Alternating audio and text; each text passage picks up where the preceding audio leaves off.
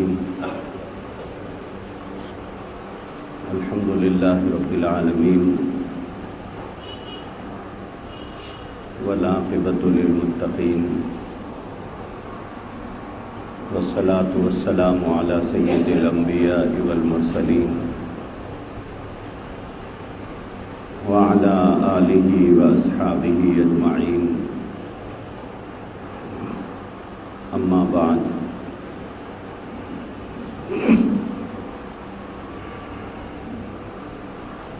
بزرگان محترم، عزیزان گرامی، گزشتہ جمعہ یہ بات چلی تھی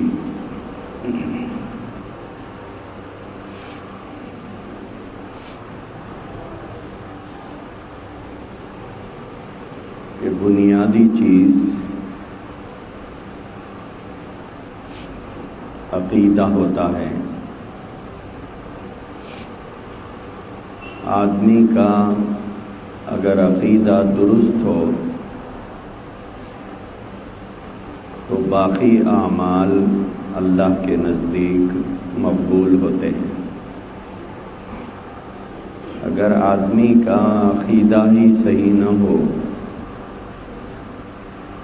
تو پھر اعمال کا کوئی اعتبار اللہ کے پاس نہیں ہوتا ہے۔ دوسری بات میں نے یہ بتائی تھی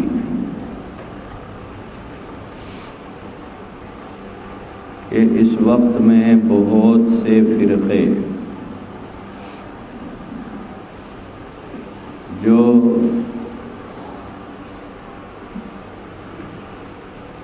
اپنے آپ کو مسلمان کہتے ہوئے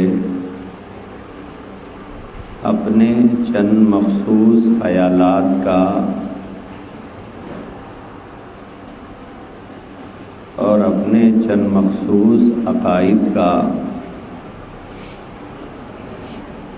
پرچار کرتے ہوئے ہمیں نظر آتے ہیں اور یہ کہتے ہیں کہ ہم حق پر ہیں، ہم صحیح ہیں۔ تو گزشتہ میں نے بتایا تھا کہ جتنے فرقے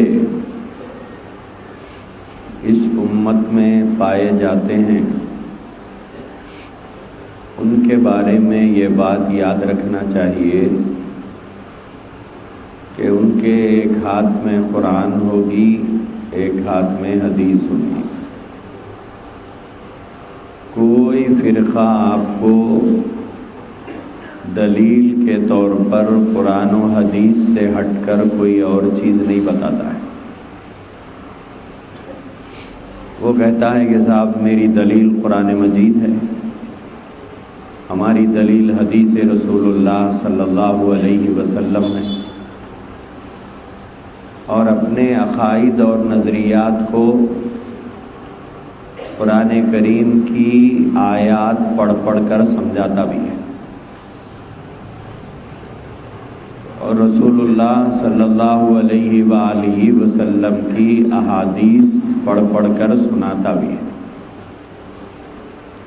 اور جیسے کہ ہم سب کو اللہ کی کتاب سے محبت ہے، عقیدت ہے، رسول اللہ صلی اللہ علیہ وسلم کی عظمت اور محبت ہمارے دلوں میں ہے، تو ایک عام آدمی کے سامنے جب بات قرآن کی جاتی ہے اور بات حدیث کی جاتی ہے تو وہ ایک دم متاثر ہو جاتا ہے، اور متاثر بھی ہو جاتا ہے، امپریس بھی ہو جاتا ہے کہ صاحب یہ تو قرآن سے بتا رہا ہے، یہ تو حدیث سے بتا رہا ہے۔ نتیجتاً ہم لوگ مشکوک ہو جاتے ہیں، شک میں پڑ جاتے ہیں کہ صاحب اب تک تو ہم جو کچھ کر رہے تھے وہ غلط تھا، اب تک جو کچھ ہم سمجھ رہے تھے وہ غلط تھا، اب تک ہمارا جو عقیدہ تھا وہ غلط تھا۔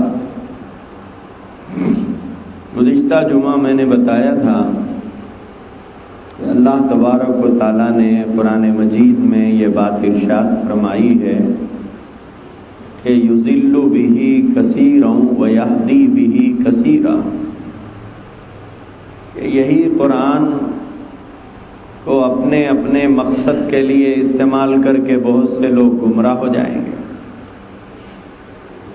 اور یہی قرآن سے بہت سے لوگ ہدایت بھی پائیں گے۔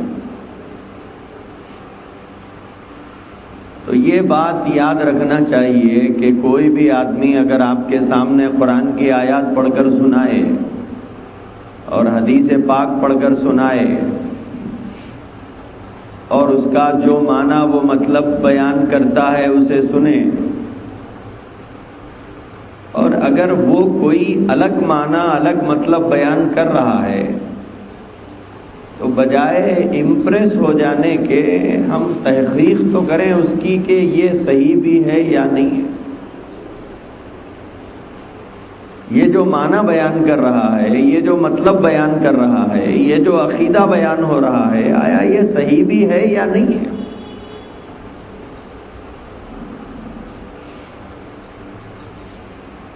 دنیا میں جتنے فرقے ہیں ان تمام کے نزدیک ان کے اپنے نظریات اور اپنے عقائد کے لیے انہوں نے ثبوت قرآن اور حدیث ہی کو بنایا ہے۔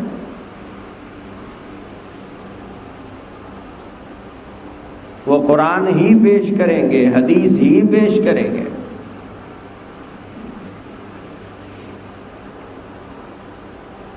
جیسے کہ میں نے گزشتہ جمعہ یہ بھی بتایا تھا کہ اللہ کے نبی علیہ الصلاۃ والسلام نے یہ بات ارشاد فرمائی ہے کہ بنی اسرائیل 72 فرقوں میں بٹی تھی اور میری امت 73 فرقوں میں بٹے گی۔ وہ 72 میں بٹے تھے، میری امت تو 73 میں بٹے گی۔ اور اللہ کے نبی نے یہ ارشاد فرمایا کہ 72 فرقے میری امت کے جہنم میں جائیں گے، صرف ایک ہی طبقہ جنت میں جائے گا۔ 72 جہنمی ہوں گے، صرف ایک ہی طبقہ جنت میں جائے گا۔ تو اللہ کے نبی سے صحابہ کرام نے پوچھا تھا کہ یا رسول اللہ صلی اللہ علیہ وسلم، وہ ایک طبقہ جو جنت میں جائے گا وہ کون ہے؟ وہ ایک طبقہ کون ہے جو جنت میں جائے گا؟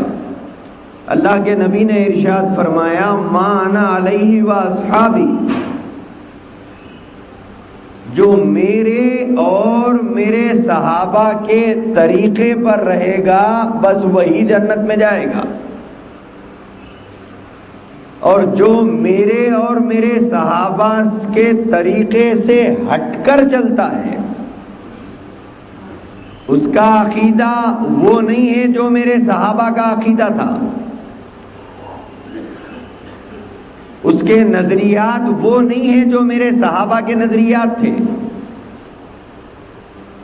دین کے معاملے میں اس کی سوچ اور فکر وہ نہیں ہے جو میرے صحابہ کی ہے۔ قرآن اور حدیث کے بارے میں، نبی اور ازواج مطہرات کے بارے میں جو عقیدہ میرے صحابہ کا ہے وہ عقیدہ اس کا نہیں ہے، تو لاکھ وہ کچھ بھی بولتا رہے، اللہ کے نبی نے فرمایا وہ گمراہ ہے۔ کیوں؟ کسوٹی اور بنیاد اللہ کے نبی نے صحابہ کو بنا دیا۔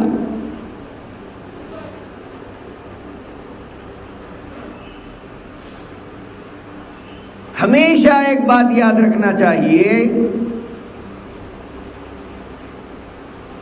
کہ قرآن کی کوئی آیت ہو یا کوئی حدیث ہو،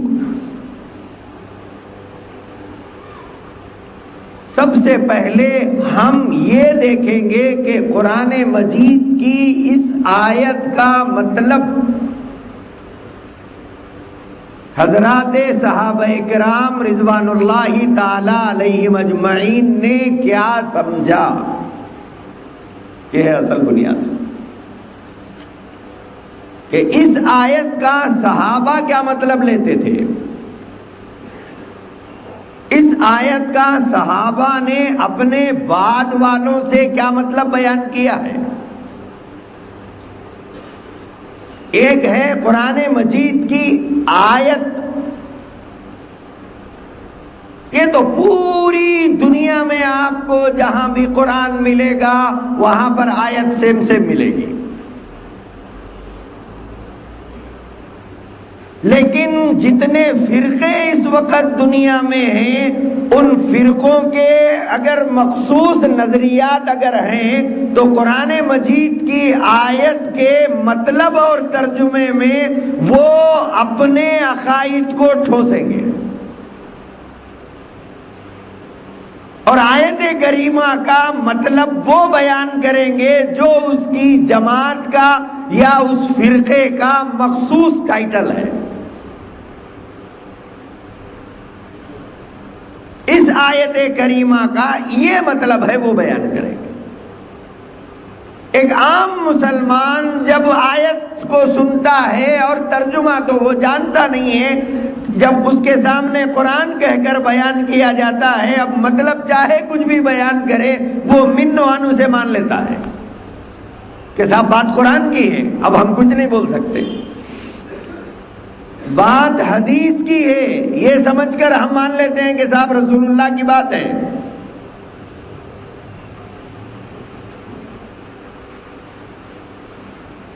تو اصل جو چیز ہے وہ یہ ہے کہ قرآن مجید کی آیات کا مطلب حضرات صحابہ نے کیا بیان کیا ہے، اور حضرات صحابہ کے پاس جن لوگوں نے دین سیکھا ہے انہوں نے اپنے بعد والوں کو کیا مطلب بیان کیا ہے. ساری تفصیل میں نے گزشتہ جمعے بیان کی ہے اس کی. جو 1400 سال سے امت قرآن مجید کے آیات کا کیا مطلب بیان کرتے ہوئے آئی ہے، امت کا بڑا طبقہ، امت کا ایک کثیر طبقہ 1400 سال سے کسی بھی آیت کا کیا مطلب بیان کرتے ہوئے آئی ہے. اب ایک بڑی تعداد ہے جو امت کے مفسرین کی جو قرآن مجید کی آیت کا ایک مطلب 1400 سال سے بیان کرتے ہوئے آئی ہے. صحابہ نے بیان کیا، صحابہ کے بعد تابعین نے بیان کیا، تابعین کے بعد تبع تابعین نے بیان کیا، اس کے بعد کا طبقہ، اس کے بعد کا طبقہ، اس کے بعد کا طبقہ قرآن مجید کی مثلا اہدنا الصراط المستقیم کا ایک معنی بیان کرتے ہوئے آئی ہے. تو اب ایک آدمی اپنی ایک جماعت بنا لے، اپنا ایک فرقہ ایجاد کر لے اور اس کو ایک بہترین نام دے دے اور اس کے بعد وہ قرآن مجید کی آیت اہدنا الصراط المستقیم کا ایک الگ مطلب بیان کر رہا ہے.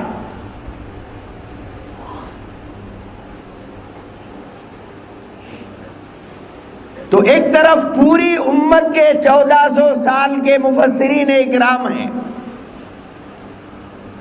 اور ایک طرف ایک شخص ہے جو ایک جماعت کی بنیاد ڈالا ہے، ایک فرقے کو ایجاد کیا ہے، وہ اہدنا الصراط المستقیم کا ایک الگ مطلب بیان کر رہا ہے جو پوری دنیا کے مسلمانوں سے بالکل الگ ہے. اسی طرح احادیث ہے. احادیث کا مطلب حضرات صحابہ نے کیا بیان کیا، صحابہ کے بعد تابعین نے کیا بیان کیا، تبع تابعین نے کیا بیان کیا، اس کے بعد والے 1400 سال سے امت کیا بیان کرتے ہوئے آئی ہے. اب اس کے بعد ایک آدمی نیا فرقہ ایجاد کرتا ہے اور اس کے بعد میں وہ کہتا ہے کہ صاحب اس حدیث کا مطلب یہ نہیں ہے بلکہ یہ ہے.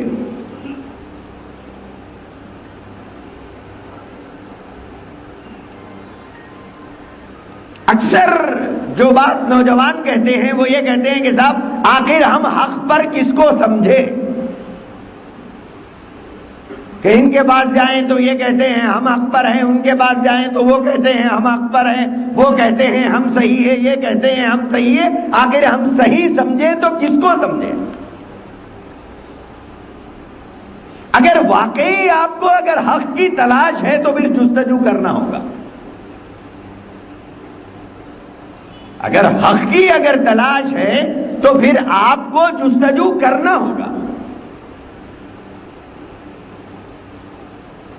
تو بنیادی بات جو میں نے گزشتہ جمعے سمجھائی تھی وہ یہ ہے کہ بنیاد جو ہے وہ عقیدہ ہے. اگر فساد عقیدے میں آتا ہے تو پورے اعمال مردود ہیں. اگر فساد عقیدے میں آ گیا تو اب کوئی عمل قابل قبول نہیں ہے. تو کسی بھی جماعت یا فرقے کے حق پر ہونے کے لیے سب سے پہلی کسوٹی یہ ہے کہ اس کا عقیدہ وہ ہے یا نہیں ہے جو عقیدہ صحابہ کا تھا. اگر اس کا عقیدہ صحابہ کے عقیدے سے ہٹا ہوا ہے اور اس کا عمل صحابہ کے زمانے میں نہیں پایا جاتا تھا، اس کا عمل وہ ہے جو اللہ کے نبی کے زمانے میں موجود نہیں تھا، اس کی جماعت کا جو طریقہ ہے وہ طریقہ صحابہ کی جماعت میں نہیں تھا، کیا سمجھا جائے گا؟ سمجھا جائے گا کہ یہ گمراہ ہے. یہ گمراہ ہے. کیوں گمراہ ہے؟ اس لیے کہ طریقے صحابہ سے ہٹے ہوئے ہیں. اور جو کام طریقے صحابہ سے نہیں ملتا، سنت صحابہ سے نہیں ملتا، وہ گمراہی ہے. وہ گمراہی ہے. اللہ کے نبی علیہ الصلوۃ والسلام نے ارشاد فرمایا کہ علیکم بسنتی وسنت خلفاء الراشدین المہدیین، کہ میرا طریقہ اور میرے خلفاء راشدین کا طریقہ، میری سنت، میرے خلفاء راشدین کی سنت تمہارے اوپر لازم ہے. اب جو کام ابو بکر و عمر، عثمان و علی رضوان اللہ تعالی علیہم اجمعین نے نہیں کیا ہے، اللہ کے نبی نے نہیں کیا، نہ اللہ کے نبی نے فرمایا ہے، نہ حضرت ابو بکر و عمر، حضرت عثمان و علی کسی نے نہیں کیا ہے. اب کوئی وہ کام انجام دے رہا ہے، نہ حضرات صحابہ اکرام نے کیا ہے، اب کوئی وہ کام انجام دے رہا ہے، اس کی گمراہی میں کوئی دو رائے نہیں ہے. کیوں؟ صحابہ نہ دیوبندی تھے، صحابہ نہ تبلیغی تھے، صحابہ نہ اہل سنت والجماعت سے تعلق رکھتے تھے، صحابہ کا نہ کوئی فرقہ تھا، صحابہ کی نہ کوئی جماعت تھی.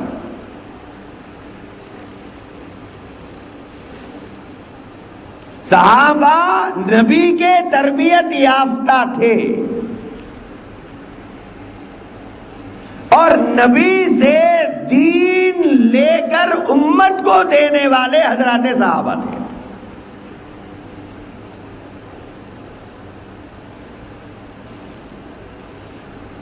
تو اللہ اور رسول اور امت کے درمیان میں حضرات صحابہ ہیں.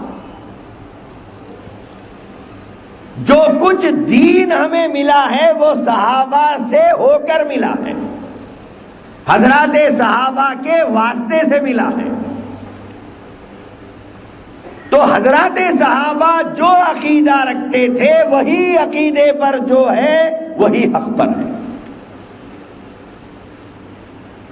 اور جو حضرات صحابہ کے عقیدے سے ہٹ کر کوئی عقیدہ رکھتا ہے، اب چاہے وہ کتنا نمازی ہو، چاہے وہ کچھ بھی بولتا ہو، سیدھی سیدھی بات یہ ہے وہ گمراہ ہے. کیوں؟ اس کے نظریات صحابہ کے نظریات کی طرح نہیں ہے، اس کے عقائد صحابہ کے عقائد کی طرح نہیں ہے. اور صحابہ کرام کے بارے میں اللہ نے کیا فرمایا؟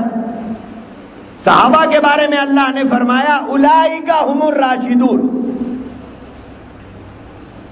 صحابہ کے بارے میں اللہ نے فرمایا یہ پورے ہدایت یافتہ ہیں. اللہ نے ان کے بارے میں فرمایا یہ پورے ہدایت یافتہ ہیں. کیوں؟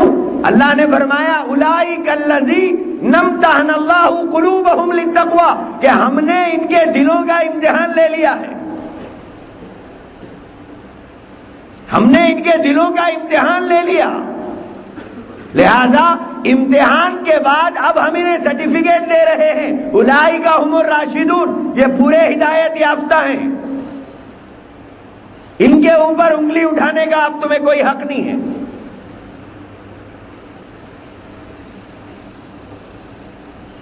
ان کے اوپر انگشت نمائی کرنے کا کسی کو حق نہیں ہے. ان کے دامن کو داغدار کرنے کا کسی کو حق نہیں ہے. ان کے تقوی و پرہیزگاری پر تبصرہ کرنے کا کسی کو حق نہیں ہے. کیوں؟ صحابہ کی دیانت، صحابہ کی صداقت، صحابہ کی عدالت کے سامنے کسی کی کوئی حیثیت نہیں. پورے دنیا کے اولیاء کو اگر ملا لیا جائے تب بھی سب مل کر صحابہ کے قدموں کی دھول نہیں بن سکتے. کیوں؟ اس لیے کہ صحابہ کو اللہ کے نبی کے دیدار کا شرف حاصل ہے. صحابہ کی صداقت، دیانت، عدالت کی گواہی اللہ نے دی ہے. صحابہ کے ہدایت یافتہ ہونے کا سرٹیفکیٹ اللہ نے دیا ہے. تمام دنیا کے مسلمانوں کو مرنے کے بعد میدان محشر میں حساب و کتاب کے ہونے کے بعد معلوم ہوگا کہ اللہ ان سے راضی ہے یا نہیں ہے. یہ تب معلوم ہوگا. صحابہ کے بارے میں یہ کنفرم ہے کہ اللہ ان سے راضی ہو گیا.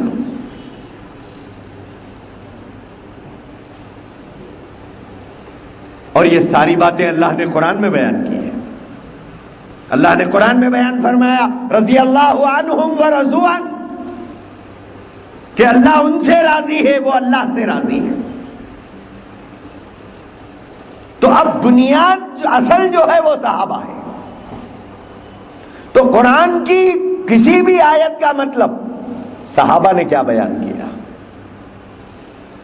رسول اللہ صلی اللہ علیہ وسلم کی حدیث کا مطلب حضرات صحابہ نے کیا بیان فرمایا. اب حضرات صحابہ سے نقل کرنے والا ایک بڑا طبقہ ہر زمانے میں رہا ہے. ایک بڑی چین ہے یہ. قرآن کے آیات کا مطلب بیان کرنے والی ایک پوری چین ہے. رسول اللہ صلی اللہ علیہ وسلم کی احادیث کا مطلب بیان کرنے والی ایک پوری چین ہے. تو ایک طرف یہ پورا جمع غفیر ہے اور ایک طرف ایک آدمی ایک جماعت قائم کر کے یہ کہتا ہے نہیں قرآن کی آیت کا یہ مطلب ہے، حدیث کا یہ مطلب ہے. چاہے وہ آدمی کتنا ہی قابل علمی حیثیت سے ہو، اس کے مطلب کو ہم ٹیلی کریں گے صحابہ کے زمانے سے اب تک کی یہ بڑی تعداد سے ملتا جلتا ہے یا نہیں ہے. قرآن کی آیت کا جو مطلب یہ جماعت والا یہ شخص بیان کر رہا ہے، آیا یہ 1400 سال سے امت کا بڑا طبقہ جو مطلب بیان کرتے ہوئے آیا ہے اس سے ٹیلی کر کے دیکھیں گے کہ یہ مطلب ہے یا نہیں ہے، یہ عقیدہ یہ گروپ میں تھا یا نہیں تھا. اگر یہ بڑے گروپ سے وہ عقیدہ ملتا ہے تب تو لیا جائے گا. اگر اس بڑے گروپ سے اس کا عقیدہ نہیں ملتا ہے، بالکل الگ عقیدہ بیان کر رہا ہے، قرآن کی آیت کا مطلب بالکل الگ بیان کر رہا ہے، حدیث کے معنی بالکل الگ بیان کر رہا ہے، تو تب کیا کہا جائے گا؟ تب اسے رد کر دیا جائے گا، کیونکہ اس نے دین میں ایک نئی بات ایجاد کی ہے. اور اللہ کے نبی نے یہ بات بھی ارشاد فرمائی لا تجتمع امتی علی الضلالہ. اللہ کے نبی نے یہ بات ارشاد فرمائی کہ میری امت، میری پوری امت گمراہی پر کبھی متفق نہیں ہو سکتی. کہ میری امت پوری کی پوری بیک وقت گمراہ ہو جائے، ایسا کبھی نہیں ہوتا۔ لا تجتمع امتی علی الضلالہ، گمراہی پر میری امت کبھی جمع نہیں ہو سکتی، بلکہ لا تزال طائفۃ من امتی منصورین علی الحق۔ اللہ کے نبی نے ارشاد فرمایا میری امت میں ایک طبقہ ہمیشہ ایسا رہے گا جو حق پر ڈٹا ہوا رہے گا، وہ کمپرومائز نہیں کرے گا۔ میری امت میں ایک طبقہ ہمیشہ ایسا رہے گا جو حق پر ہمیشہ ڈٹا ہوا رہے گا، حق پر ہمیشہ جمع ہوا رہے گا، وہ گمراہوں کا ساتھ کبھی نہیں دے گا۔ تو یہ بات طے ہے کہ امت کا ایک طبقہ ہمیشہ حق پر جمع ہوا رہے گا، حق پر ڈٹا ہوا رہے گا، جو حق کا حمایتی ہوگا، حق کا مددگار ہوگا۔ تو یہ بات طے ہے کہ پوری امت پر ایک وقت کبھی گمراہ نہیں ہو سکتی، اور امت میں ایک گروہ ہمیشہ حق پر ڈٹا ہوا رہے گا۔ اب وہ حق پر ہے یا نہیں ہے یہ کیسے معلوم ہو؟ یہ کیسے معلوم ہو؟ دنیا میں تو آج ہر طبقہ حق پر ہونے کا دعوے دار ہے، شیعہ بھی حق پر ہونے کا دعوے دار ہے، مہدوی بھی حق پر ہونے کا دعوے دار ہے، جماعت المسلمین بھی حق پر ہونے کے دعوے دار ہے، قادیانی بھی حق پر ہونے کے دعوے دار ہے، اہل قرآن کا طبقہ بھی حق پر ہونے کا دعوے دار ہے، صدیق دیندار کا طبقہ بھی حق پر ہونے کا دعوے دار ہے۔ پہچان کیا ہے؟ پہچان کیا ہے؟ ادھر ادھر جھانکنے کی، پریشان ہونے کی کوئی ضرورت نہیں ہے۔ سیدھا سیدھا اس کی بات کو اٹھا کر لے جا کر سیدھا 1400 سال پہلے کے اس طبقے کی باتوں سے ٹالی کر کے دیکھیے جس کی صداقت اور دیانت، امانت کی اللہ نے گواہی دی ہے کہ یہ جو عقیدہ بیان کیا جا رہا ہے، آیا یہ عقیدہ صحابہ کا تھا یا نہیں تھا؟ جس عمل کو ضروری قرار دیا جا رہا ہے اور اس عمل کے نہ کرنے والے کو کافر کہا جا رہا ہے یا گمراہ کہا جا رہا ہے، اس عمل کو لے جا کر حضرات صحابہ کے عمل سے ٹیلی کر کے دیکھیے کہ صحابہ کرتے تھے یا نہیں کرتے تھے۔ صحابہ کے زمانے میں یہ عمل تھا یا نہیں تھا؟ یہ عقیدہ صحابہ کا تھا یا نہیں تھا؟ یہ عمل صحابہ کا تھا یا نہیں تھا؟ اگر وہ عمل صحابہ کا تھا تو ضرور کریں، وہ عقیدہ حضرات صحابہ کا تھا تو ضرور مانیں۔ جبے گبے داڑھی ڈنڈے سے متاثر ہونے کی کوئی ضرورت نہیں ہے، اس سے متاثر ہونے کی ضرورت نہیں ہے، تقریر اور چرب زبانی سے متاثر ہونے کی ضرورت نہیں ہے۔ وہ جو زبان میں بولتا ہے اس زبان سے متاثر ہونے کی ضرورت نہیں ہے کہ صاحب یہ تو انگلش میں سمجھا رہا ہے، بولے پہلی مرتبہ ایک مسیحا دین سمجھانے کے لیے ہمیں مل گیا ہے۔ یہ نہیں دیکھا جاتا ہے، دیکھا یہ جاتا ہے دین کا جو مطلب بیان کیا جا رہا ہے وہ مطلب صحابہ نے بیان کیا یا نہیں کیا، یہ عقیدہ صحابہ کا تھا یا نہیں تھا، قرآن و حدیث کا مطلب صحابہ یہ بیان کرتے تھے یا نہیں تھے، یہ دیکھا جاتا ہے۔ اصل بنیاد جو ہے وہ یہ ہے۔ اگر کوئی آدمی یہ کہے کہ صاحب ہم قرآن کو تو مانتے ہیں، حدیث کو تو مانتے ہیں، صحابہ کو نہیں مانتے،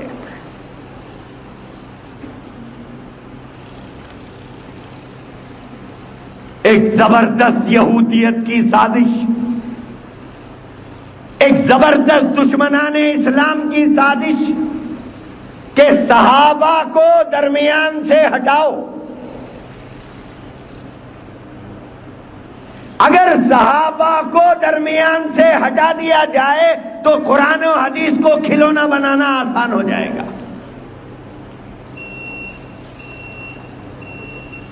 قرآن و حدیث کو کھلونا بنا لینا آسان ہو جاتا ہے جب حضرات صحابہ کو درمیان سے ہٹا دیا جائے.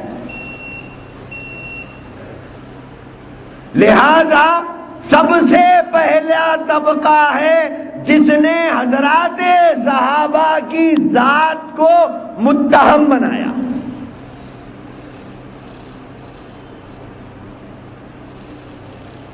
حضرات صحابہ کی ذات کے دامن کو داغدار کیا تو وہ شیعہ ہے. یہ پہلا طبقہ ہے جس نے حضرات صحابہ کے دامن کو داغدار کیا.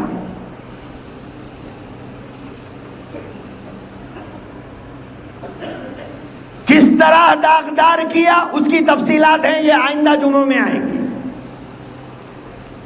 پھر شیعوں کے بعد حضرات صحابہ کے دامن کو داغدار کرنے والے اہل حدیث کا طبقہ ہے. اس کی تفصیلات تو شاید 6-8 جمعے کے بعد آئیں گی. تو سب سے پہلا طبقہ ہے جس نے حضرات صحابہ کے دامن کو داغدار کیا ہے.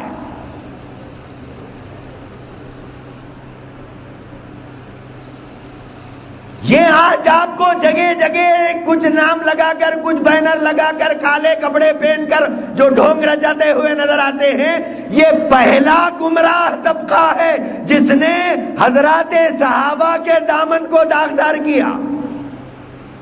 کیا کہہ کر داغدار کیا؟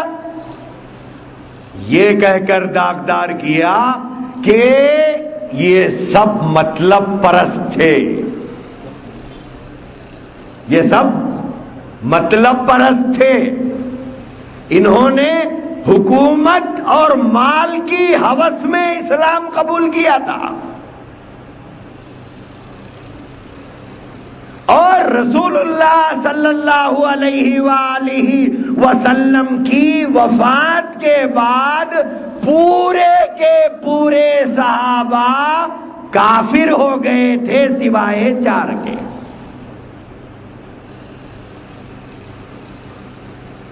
سوائے 4 صحابہ کے پورے صحابہ کو انہوں نے کافر، لعنتی، جہنمی، منافق کے الفاظ استعمال کیے ہیں. یہ الفاظ استعمال کیے ہیں حضرات صحابہ کے بارے میں.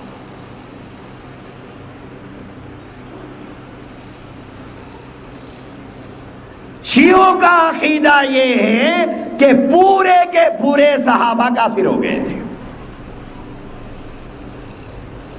اللہ کے نبی کے بعد صرف 4 صحابہ کو یہ مومن مانتے ہیں.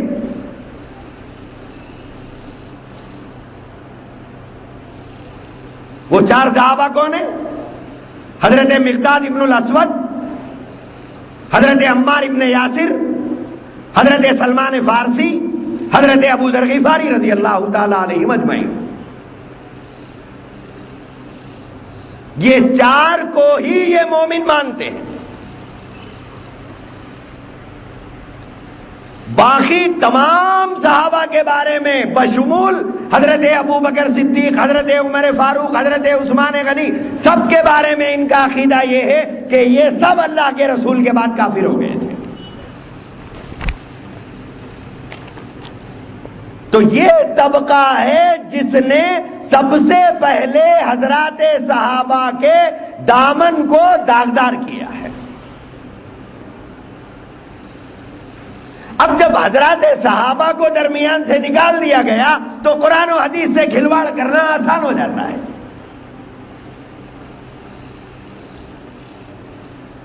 قرآن کی آیت کا جو چاہے مطلب بیان کر لے، حدیث کا جو چاہے مطلب بیان کر لے. کیوں؟ اللہ کے نبی سے سننے والے تو موجود نہیں. ان کو تو کافر کہہ دیا، ان کو تو گمراہ کہہ دیا، ان کو تو مطلب پرست کہہ دیا، ان کو تو منافق کہہ دیا، ان کو لعنتی کہا، ان کو جہنمی کہا.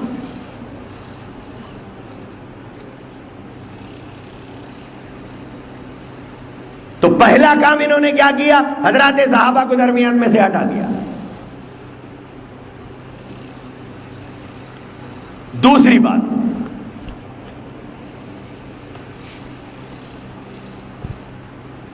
مسلمانوں کا عقیدہ یہ ہے کہ اللہ کے نبی کے بعد خلافت ہے. اللہ کے نبی کے بعد خلافت ہے. حضرت ابو بکر ہیں، حضرت عمر ہیں، حضرت عثمان ہیں، حضرت علی ہیں. اور اللہ کے نبی علیہ السلام نے اپنے ارشاد میں یہ بات ارشاد فرمائی کہ میرے بعد 40 سال تک خلافت رہے گی. یہ حضور کی حدیث موجود ہے کہ میرے بعد 40 سال تک خلافت رہے گی. اس کے بعد ملوکیت کے دور کا آغاز ہوگا، بادشاہت ہوگی. 40 سال تو میرے بعد خلافت رہے گی. اور رسول اللہ صلی اللہ علیہ وآلہ وسلم کی وفات طیبہ کے بعد تمام صحابہ کرام نے سقیفہ بنی ساعدہ کے مقام پر باجماع حضرت ابو بکر صدیق رضی اللہ عنہ کو خلیفہ منتخب کر لیا. حضرت ابو بکر خلیفہ رہے لگ بھگ 2.5 سال تک. حضرت ابو بکر کے بعد حضرت عمر، اس کے بعد حضرت عثمان، اس کے بعد حضرت علی، اس کے بعد لگ بھگ 6 مہینے تک حضرت حسن، پھر اس کے بعد حضرت امیر معاویہ، پھر اس کے بعد یزید. ایک سلسلہ ہے.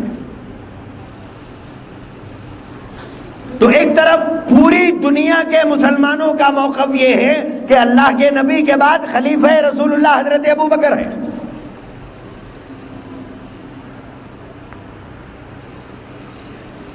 اور 1400 سال سے امت یہی مانتے آ رہی ہے. یہ امت کا اجماعی عقیدہ ہے. اپنے آپ کو مسلمان کہنے والے یا اپنے آپ کو رسول اللہ صلی اللہ علیہ وسلم اور اہل بیت یعنی حضور کے گھر والوں سے بے انتہا محبت اور عقیدت رکھنے کا دعویٰ کرنے والے یہ شیعہ ہیں. آخر یہ شیعیت ہے کیا بلا؟ ہمیں سمجھنے کی ضرورت ہے. بعض سیکولر ذہن کے مسلمان، بعض سیکولر ذہن کے نام نہاد مسلمان یہ کہتے ہیں کہ صاحب یہ مولویوں کو کام نہیں ہے، بولے جب دیکھو اس کے خلاف، اس کے خلاف، اس کے خلاف، اس کے خلاف بولتے. اگر یہ بولنے والے نہیں رہیں گے تو مذہب اسلام محفوظ بھی نہیں رہتا. حق اور باطل میں تمیز کر کے اگر نہ بتایا جائے تو دین محفوظ بھی نہیں رہتا. اور ایسے نام نہاد مسلمانوں کے اعتراضات سے کوئی فرق بھی نہیں پڑتا. ہمیں اللہ کے نبی کا دین عزیز ہے. بولے نہیں، اسلام تو اتحاد کی تعلیم دیتا ہے، مل جل کے رہنے کی تعلیم دیتا ہے، اسلام تو ایک دوسرے کے ساتھ رواداری کی تعلیم دیتا ہے. حق اور باطل کے مسئلے میں یہ حکم نہیں ہے. حق حق ہے، باطل باطل ہے. یہ حق اور باطل کی لڑائی ہے. یہ حق اور باطل کا مسئلہ ہے. اتحاد کہاں کرنا ہے ہمیں معلوم ہے. تو خیر، میں یہ عرض کر رہا تھا کہ یہ شیعیت ہے کیا؟ ان کے نظریات کیا ہیں؟ ان کے افکار کیا ہیں؟ ان کے خیالات کیا ہیں؟ اگر یہ سننا ہو 4-5 جمعے مسلسل تسلسل سے آپ کو آنا ہوگا، تب سمجھ میں آئے گی بات. سب سے پہلی بات یہ سمجھیے کہ شیعوں کے نزدیک خلیفہ برحق حضرت ابو بکر صدیق رضی اللہ عنہ ان کے نزدیک کافر ہیں. وہ ان کو نہیں مانتے. شیعوں کے نزدیک خلافت کوئی چیز نہیں ہے، ان کے نزدیک امامت ہے، خلافت نہیں ہے، امامت ہے۔ امامت کیا ہے؟ انہوں نے یہ عقیدہ بنایا ہے، اللہ جانے کہاں سے لا کے بنایا ہے، وہ یہ عقیدہ یہ گھڑا ہے کہ جیسے اللہ نے رسولوں کا انتخاب کر کے اپنی طرف سے رسولوں کو بھیجا ہے، اسی طرح رسول اللہ صلی اللہ علیہ وآلہ وسلم کے بعد اللہ تبارک و تعالیٰ نے قیامت تک کے لیے 12 اماموں کو منتخب کیا ہے، اور شیعوں میں خود 70 طبقے ہیں۔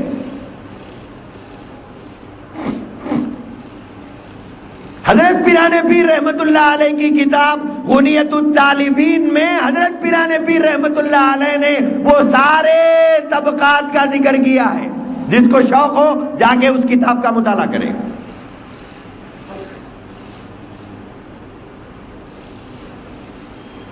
یا حضرت مولانا شاہ عبدالعزیز صاحب دہلوی رحمت اللہ علیہ کی کتاب تحفہ اثنا عشریہ، اس کتاب کے اندر بھی اس کی تفصیلات موجود ہیں۔ تو انہوں نے یہ عقیدہ گڑھا کہ اللہ کے نبی کے بعد اللہ کی طرف سے اللہ نے خود قیامت تک کے لیے دنیا کو 12 امام دیے ہیں، اور یہ 12 ائمہ کا عقیدہ رکھنے والوں کو کہا جاتا ہے اثنا عشری طبقہ، فرقہ اثنا عشریہ۔ 12 اماموں کو ماننے والے، لہذا ان کا عقیدہ یہ ہے کہ اللہ کے نبی نے اپنے بعد حضرت علی رضی اللہ عنہ کو جانشین بنایا۔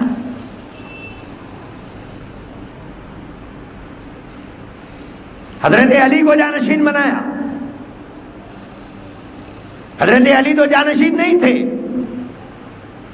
اللہ کے نبی کے خلیفہ تو حضرت ابوبکر ہیں۔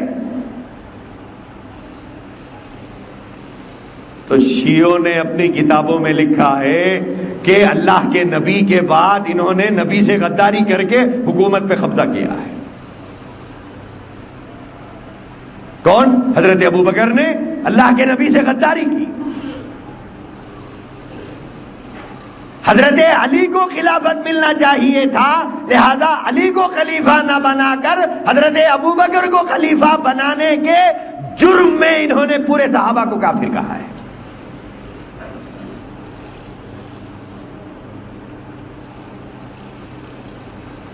تو شیعوں کے پاس ایک طبقہ ہے جو اثنا عشریہ کہلاتا ہے، جس کا عقیدہ یہ ہے کہ اللہ نے 12 امام طے کیے ہیں، اور یہ 12 امام ہی قیامت تک کے لیے انسانیت کے رہبر بھی ہیں، رہنما بھی ہیں۔ اور جیسے اللہ اور اس کے رسول کو نہ ماننے والا کافر ہے، ایسے ہی ان 12 اماموں میں سے اگر کسی امام کو نہ مانتا ہے تو شیعہ کہتے ہیں وہ بھی کافر ہے۔ تو ان کی نظر میں ہم میں سے کوئی مسلمان نہیں ہے، ہم میں سے کوئی مسلمان نہیں ہے۔ کیوں؟ اس لیے کہ ہم امام کسی کو نہیں مانتے ہیں۔ ایک بات۔ دوسری بات، اماموں کے سلسلے میں ان لوگوں کا عقیدہ یہ ہے کہ ائمہ جو 12 ہیں یہ تمام رسولوں سے افضل ہیں اور رسول اللہ کے برابر ہیں۔ کتاب میرے ساتھ موجود ہے، لے کے آیا ہوں، اگر کسی کو اعتراض ہو میرے پاس میں مجھ سے ملے۔ ان کا عقیدہ یہ ہے کہ یہ 12 ائمہ معصومین جو ہیں وہ تمام انبیاء سے افضل ہے اور رسول اللہ صلی اللہ علیہ وآلہ وسلم کے برابر ہیں۔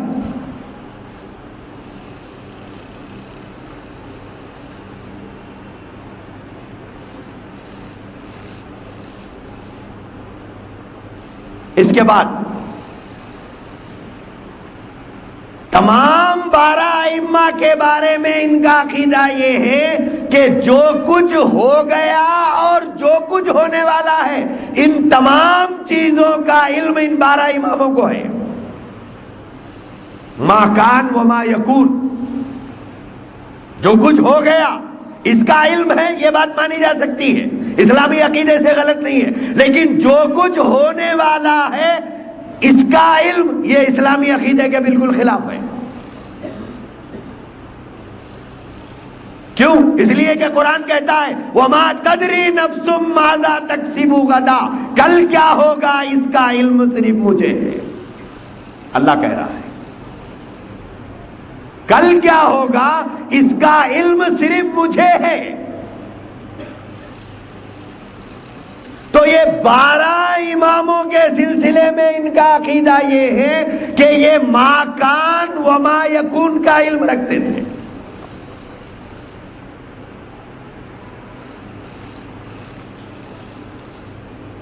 تو ان کی پہلی جو بنیاد ہے وہ ہے یہ 12 ائمہ جن کو وہ کہتے ہیں ائمہ معصومین۔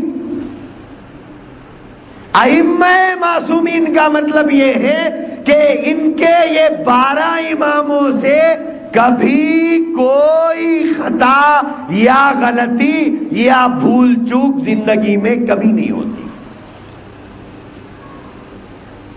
بلکہ لکھا ہے امام خمینی نے کہ اگر یہ امام سوتے بھی ہیں تو ان کی آنکھ سوتی ہے پر ان کا دل نہیں سوتا۔ یہ بات تو نبیوں کے بارے میں ہے، یہ بات تو نبیوں کے بارے میں ہے کہ نبی کی آنکھ سوتی ہے دل جاگتا رہتا ہے۔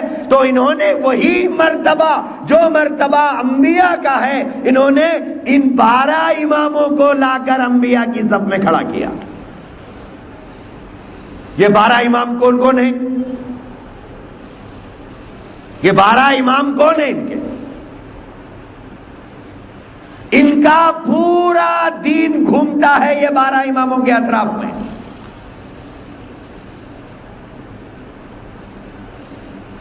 باقی پورے صحابہ کو تو انہوں نے کافر کہہ دیا۔ حضور کی ازواج حضور کی 11 بیویوں میں سے صرف ایک بیوی کو مانتے ہیں، باقی 10 کو کافر کہتے ہیں۔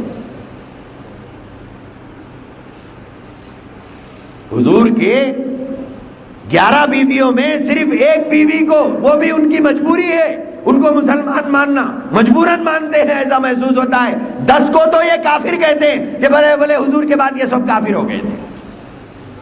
ایک کو مسلمان مانتے ہیں، وہ بھی مجبوری سے مانتے ہیں کیونکہ وہ حضرت فاطمہ کی اماں جان ہے، وہ حضرت فاطمہ کی اماں جان ہے، اس لیے شاید مجبوراً انہیں مسلمان مانتے ہیں۔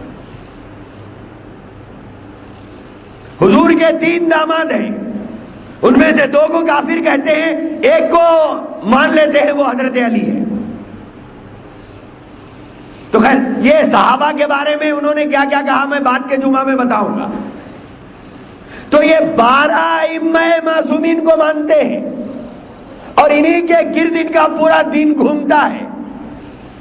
یہ 12 ائمہ میں پہلے امام ہیں حضرت علی کرم اللہ وجہہ۔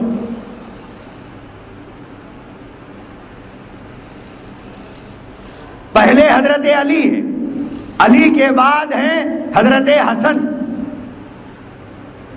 اس کے بعد ہیں حضرت حسین،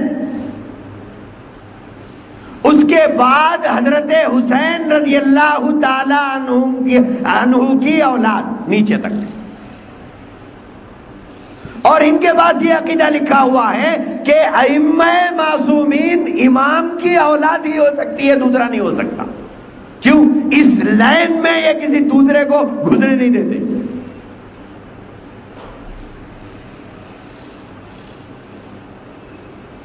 حضرت علی، حضرت حسن، حضرت حسین، اب اس کے بعد حضرت حسین رضی اللہ تعالیٰ عنہما کی اولاد نیچے تک.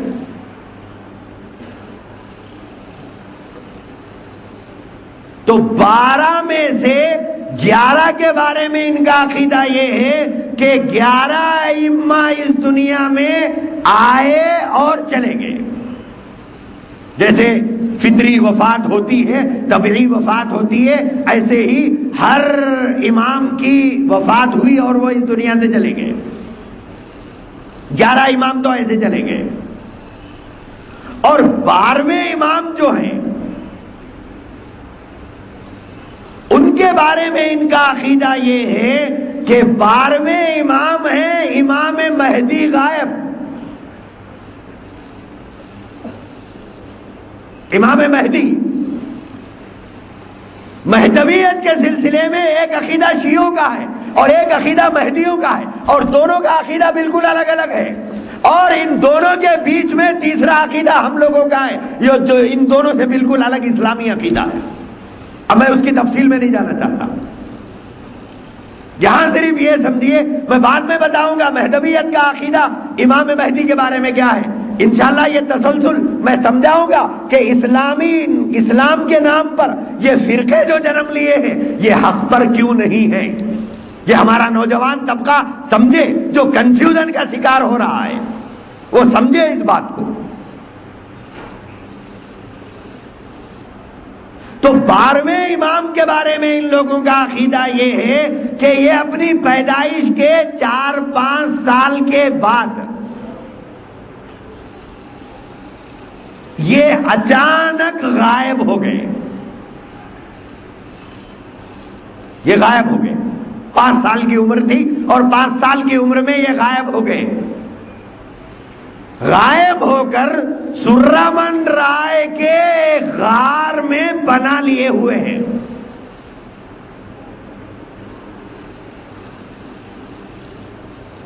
یہ بنا لیے ہوئے ہیں. بولے ہے کیا وہاں پر؟ بولے ہے. کب تک رہیں گے؟ بولے قیامت تک رہیں گے. اب ان کو غائب ہوئے کوئی لگ بھگ 1200 سال سے زائد ہو گئے ہیں. شیعوں کا عقیدہ یہ ہے کہ وہ سرامن رائے کے غار میں موجود ہیں، قرب قیامت وہ باہر نکلیں گے.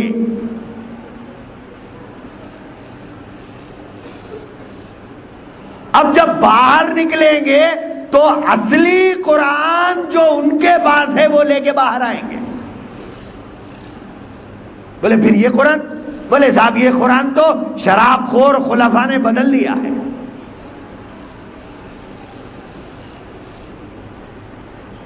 یہ جملے حضرت ابو بکر و عمر و عثمان کے بارے میں کہ شراب خور خلفاء کے لیے بدل دی گئی ہوئی کتاب.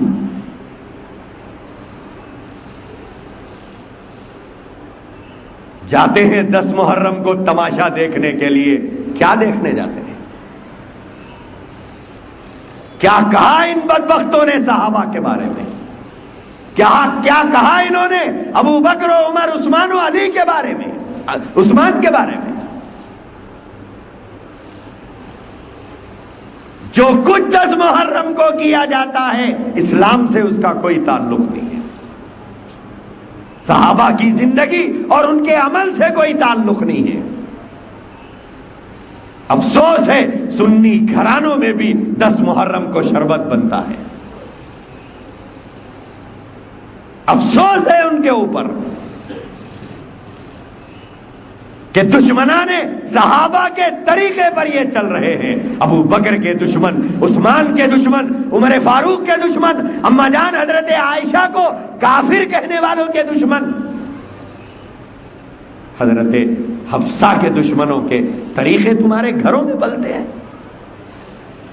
تم 10 محرم کو کس چیز کا شربت پیتے ہو؟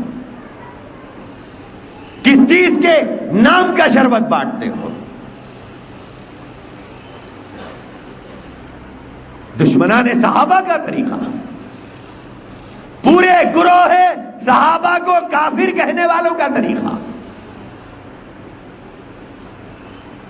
خیر یہ طریقہ کیسے رائج ہوا، سنیوں میں کہاں سے آیا، یہ کیا ہوا، اس کی ایک لمبی چوڑی تفصیل ہے. مجھے اس ٹاپک میں اس وقت جانا نہیں ہے، صرف مجھے یہ بیان کرنا ہے کہ امام مہدی غائب کے سلسلے میں یہ کہتے ہیں کہ یہ قرب قیامت ان کا ظہور ہوگا، یہ نکلیں گے غار سے باہر. اب جب غار سے باہر نکلیں گے تو اصلی قرآن امام مہدی کے پاس ہوگا، وہ اصلی قرآن لے کر باہر آئیں گے. پھر یہ قرآن کے بارے میں شیعوں کا عقیدہ یہ ہے کہ شراب خور خلفاء کی جانب سے بدل دیا گیا ہوا قرآن ہے. یہ بولے اصلی جو قرآن ہے اس اصلی قرآن میں 17,000 آیات ہیں، اور موجودہ جو قرآن ہمارے پاس ہے اس میں 6,666 آیات ہیں.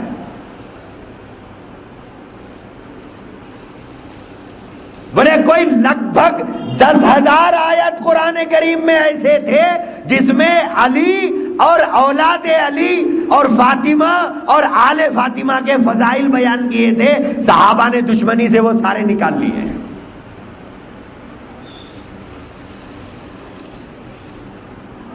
صحابہ نے دشمنی سے وہ سارے نکال لیے ہیں. جب قرب قیامت جب مہدی آئیں گے تو مہدی اس کو اصلی قرآن لے کے باہر آئیں گے.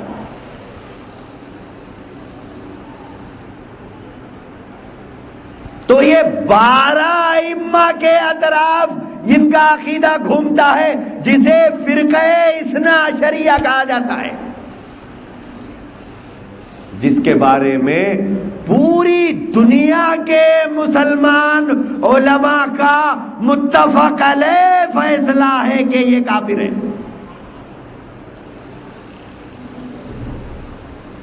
متفق علیہ فیصلہ ہے.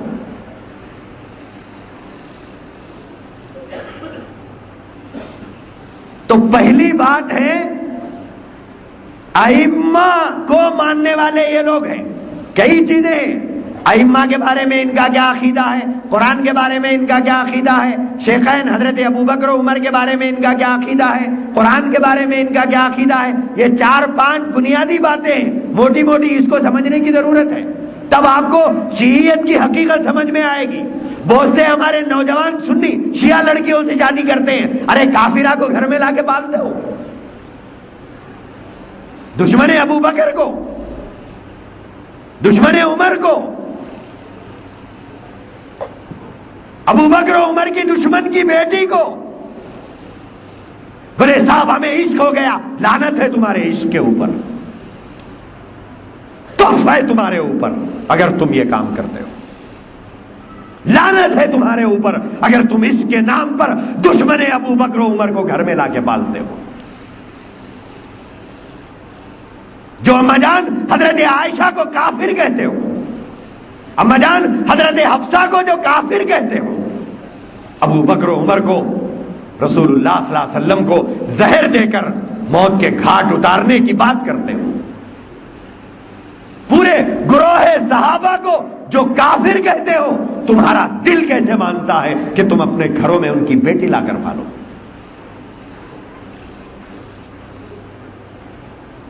کل قیامت میں کیا صورت لے کر ابو بکر و عمر کا سامنا کرو گے؟ کیا صورت لے کر حضرت عائشہ اور حضرت حفصہ کا سامنا کرو گے؟ تو پہلی اور بنیادی بات کہ شیعوں کا عقیدہ ائمہ معصومین کے بارے میں یہ ہے کہ یہ انبیاء کے برابر ہیں، انبیاء سے افضل ہیں، رسول اللہ صلی اللہ علیہ وسلم کے برابر ہیں. اور بعض کتابوں میں یہ لکھا ہے، شیعوں کا ایک گروپ ہے، تو 70 میں کا ایک طبقہ یہ ہے جو یہ کہتا ہے بولے اصل غلطی تو جبرائیل سے ہوئی. بولے اصل غلطی تو جبرائیل سے ہوئی. بولے کیا غلطی ہوئی؟ بولے بھیجا اللہ نے ان کو علی کے پاس اور وہ گئے محمد کے پاس.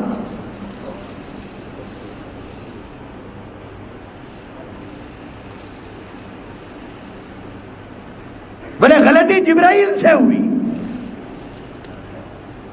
اللہ نے انہیں بھیجا علی کے پاس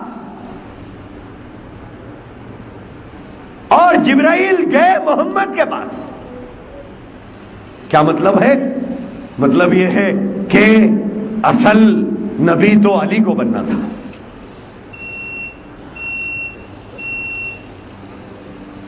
اصل نبی تو علی کو بننا تھا، لیکن بن گئے محمد. یہی مطلب تو نکلتا ہے. میرے عزیز دوستو،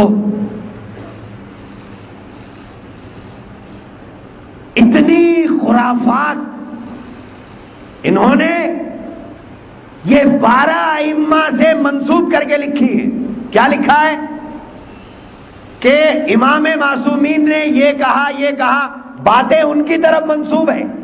یعنی حضرت حسین رضی اللہ عنہما کی یہ جو نسل چلی ہے ساری باتیں ان کی طرف منسوب کر کے لکھے کہ انہوں نے ایسا کہا، انہوں نے ایسا کہا، انہوں نے ایسا کہا. ہم ایک منٹ کے لیے بھی اس نسل کے سلسلے کے بارے میں ہرگز نہیں سوچ سکتے ہیں کہ انہوں نے ایسی کوئی بات کہی ہو جو ان کی طرف منسوب کر کے انہوں نے لکھا ہے. حوالہ ان کا دیا کہ امام جعفر صادق نے یہ کہا، امام باقر نے یہ کہا، فلاں نے یہ کہا، فلاں نے یہ کہا. ساری باتیں ان کی طرف منسوب کیا انہوں نے. ان کے ارشادات کے نام سے تمام حفوات اور واہیات کو کتابوں میں جمع کیا ہے. منسوب ان کی طرف ہے. کیا کہ انہوں نے فرمایا، انہوں نے فرمایا، انہوں نے فرمایا. ہم گمان اور تصور بھی نہیں کر سکتے کہ آل رسول کے زبان سے یا آل فاطمہ کی زبان سے کبھی ایسے جملے ابو بکر، عمر، عثمان اور دیگر صحابہ کے بارے میں نکلے ہو. ہم سوچ بھی نہیں سکتے. یہ تمام واہیات کو جمع کیا کتابوں میں ان کے نام سے. تو پہلی اور بنیادی بات یہ سمجھو کہ شیعیت گھومتی ہے یہ 12 ائمہ کے اطراف.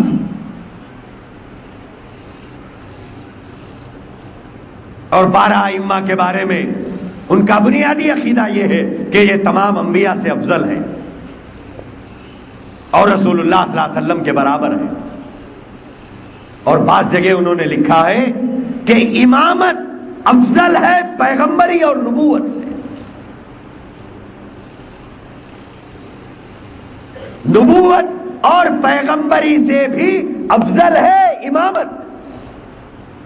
گویا اپنے اماموں کو انہوں نے نبیوں سے افضل قرار دیا.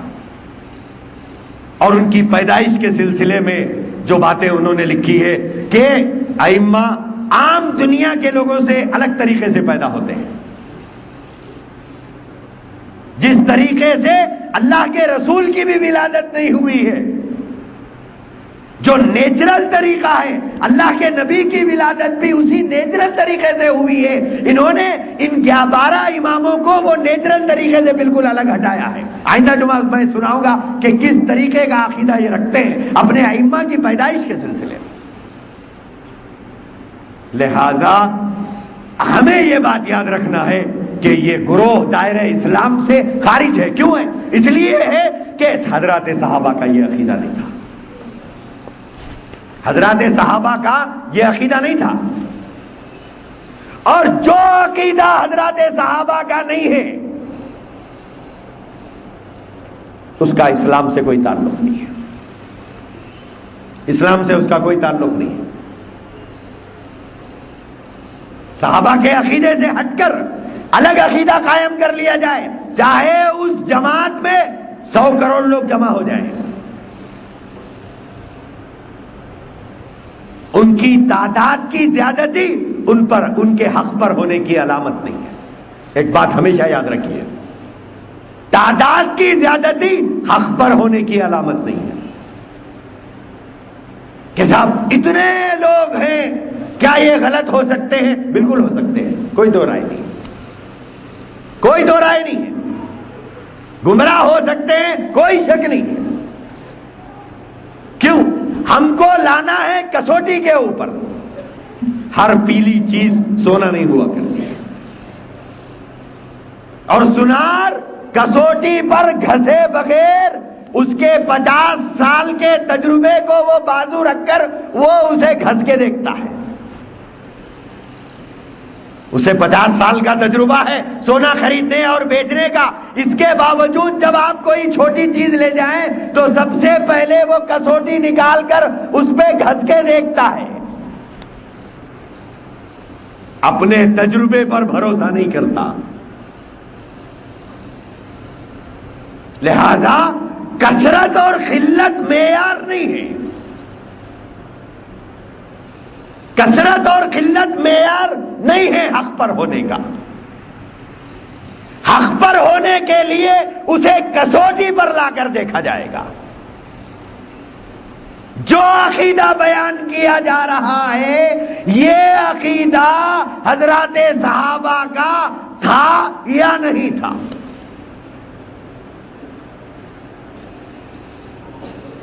اگر وہی عقیدہ صحابہ کا بھی تھا تب ہم آپ کو حق پر مانیں گے۔ اگر وہ عقیدہ صحابہ کا نہیں تھا، نیا عقیدہ نیا مطلب بیان کیا جا رہا ہے، تو آپ کو گمراہ کہنے میں ہم پیچھے ہٹنے کے لیے تیار نہیں۔ بولے اتنے لوگوں کو گمراہ بول دیں، بالکل بول دیں، بالکل بولیں گے۔ اللہ کے نبی کے زمانے میں سب سے پہلے اللہ کے نبی کے دست حق پرست پر اسلام لانے والے حضرت ابو بکر، ادڑ عمر کے لوگوں میں حضرت ابو بکر، عورتوں میں حضرت خدیجہ، بچوں میں حضرت علی، غلاموں میں حضرت زید۔ یہ چار ہی حق پر تھے، باقی پوری دنیا گمراہ تھی، باقی پوری دنیا گمراہ تھی۔ ان کی گمراہی میں کوئی دو رائے نہیں ہے۔ بولے چار ایک طرف پوری دنیا ایک طرف، بالکل۔ بولے چار کو صحیح سمجھیں گے باقی سب کو غلط سمجھیں گے، بالکل سمجھیں گے۔ ایسے ہی اگر کسی کا عقیدہ صحابہ کے عقیدے سے ہٹا ہوا ہے،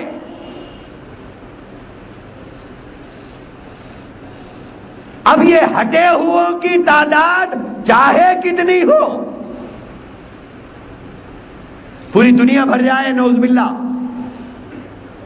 اور صحابہ کے عقیدے پر ایک مٹھی بھر لوگ ہیں، تو یہ مٹھی بھر لوگ حق پر ہیں، یہ پوری دنیا بھرنے سے یہ حق پر نہیں ہو جاتے، یہ سب گمراہ ہیں۔ کیوں؟ کسوٹی صحابہ ہے۔ اللہ کے نبی نے کیا فرمایا؟ اللہ کے نبی نے فرمایا علیکم بسنتی وسنت خلفاء الراشدین المہدیین، تمہارے اوپر میری سنت، میرے خلفاء کی سنت لازم ہے۔ ایک بات۔ دوسری بات اللہ کے نبی نے کیا فرمایا؟ اصحابی کالنجوم فبأیہم اقتدیتم اہتدیتم، میرے صحابہ ستاروں کے مانند ہیں، ان میں سے تم جس کی چاہے اتباع کرو تم ہدایت پا جاؤ گے۔ تو معیار حق جو ہے وہ حضرات صحابہ معیار ہے۔ معیار حق، حق پر ہونا یا نہ ہونا دیکھنے کے لیے کس کو دیکھیں گے؟ صحابہ کو دیکھیں گے۔ کیوں؟ اللہ تبارک و تعالیٰ نے قرآن میں فرمایا وَمَن يُشَاقِقِ الرَّسُولَ مِن بَعْدِ مَا تَبَيَّنَ لَهُ الْهُدَى وَيَتَّبِعْ غَيْرَ سَبِيلِ الْمُؤْمِنِينَ، اللہ نے فرمایا جو رسول کی مخالفت کرے، وَمَن يُشَاقِقِ الرَّسُولَ مِن بَعْدِ مَا تَبَيَّنَ لَهُ الْهُدَى، کہ حق اور باطل کے واضح ہو جانے کے بعد بھی رسول کی مخالفت کرے۔ اور آگے کیا فرمایا؟ وَيَتَّبِعْ غَيْرَ سَبِيلِ الْمُؤْمِنِينَ، اور ایمان والوں کا راستہ چھوڑ کر دوسرا راستہ اختیار کرے، رسول کی مخالفت کرے اور ایمان والوں کا جو راستہ ہے وہ راستے کو چھوڑ کر دوسرا راستہ اختیار کرے۔ قرآن کے نازل ہونے کے وقت میں ایمان والے کون تھے؟ قرآن جب نازل ہو رہا تھا اس وقت میں ایمان والے کون تھے؟ صحابہ تھے. اللہ کے نبی کے زمانے میں ایمان والے کون تھے؟ صحابہ تھے. اللہ نے فرمایا جو رسول کی مخالفت کرے اور ایمان والوں کا راستہ چھوڑ کر دوسرا راستہ اپنائے کیا ہوگا؟ نولیہ ما تولی ونصلیہ جہنم. فرمایا جب تک چلتے رہنے دیں گے. گمراہی میں جا رہے ہیں جانے دیجئے، لیکن انجام، فرمایا انجام جہنم ہے. انجام جہنم ہے. کیوں؟ کیونکہ وہ ایمان والوں کے راستے پر نہیں ہے. لہذا کسوٹی بنایا گیا حضرات صحابہ کو، معیار حق بنایا گیا حضرات صحابہ کو. اسی لیے کہا گیا الصحابۃ کلھم عدول، پورے کے پورے صحابہ عادل تھے، صحابہ حق پر تھے. لہذا ہر چیز کو اس کسوٹی پر لا کر ہم دیکھیں گے. قرآن کی آیت صحابہ کے پاس لا کے پوچھیں گے کہ اللہ کے نبی نے اس کا کیا مطلب بیان کیا. اے اللہ کے نبی کے صحابہ، آپ اس کا کیا مطلب بیان کرتے ہیں؟ اللہ کے نبی کا ارشاد ہے، ہم اللہ کے نبی کے صحابہ کی خدمت میں پہنچیں گے. انہوں نے جو کچھ باتیں کہی ہے ان باتوں کو کھول کر دیکھیں گے کہ اللہ کے نبی کے اس حدیث کا کیا مطلب یہ بیان کرتے تھے. عقیدے کے تعلق سے ہم صحابہ کے ارشادات اور فرمودات اور ان کے افعال پڑھیں گے، اقوال دیکھیں گے کہ انہوں نے عقیدے کے سلسلے میں کیا عقیدہ بیان کیا ہے. اگر یہ عقیدہ اس سے ملتا ہے ایکسپٹ بلا چونو چرا، چاہے ہماری سمجھ میں آئے یا نہ آئے. صحابہ بیان کرتے ہیں، ہم آنکھ بند کر کے مان لیں گے. اگر وہ صحابہ کے زمانے میں نہیں تھا، وہ عمل صحابہ نے نہیں کیا، اب چاہے کتنی بڑی تعداد دنیا میں کرتی ہو، ہم کہتے ہیں یہ گمراہ ہے. تو اس جمعہ میں آپ کو میں نے چند باتیں ائمہ معصومین کے تعلق سے سمجھایا ہے. باقی ائمہ کے سلسلے میں بہت سی باتیں ہیں، باقی باتیں آئندہ جمعہ ہوگی انشاءاللہ. وآخر دعوانا الحمدللہ.